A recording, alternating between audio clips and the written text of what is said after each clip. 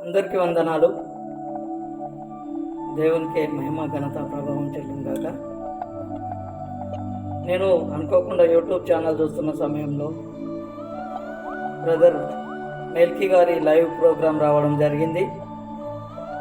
అది చూస్తున్నప్పుడు పాస్టర్ గారు కంటి చూపుతో బాధపడుతున్న ఒక వ్యక్తి కనిపిస్తున్నారని ప్రవచించడం జరిగింది. అందులో నేను ఏకీభవిస్తున్న సమయంలో నాకు కళ్ళు సరిగా కనిపించేవి కావు. అప్పుడు ఆ యూట్యూబ్ లైవ్లో నేను ఏకీభవించినప్పుడు దేవుడు నీకు విడుదల కలిగించబోతున్నాడు, నిన్ను స్వస్థపరచబోతున్నాడు అని సార్ ప్రవచించినప్పుడు నేను ఏకీభవించాను. నాకు దేవుడు స్వస్థత కలిగించినందుకు దేవునికే మహిమ కలుగును గాక.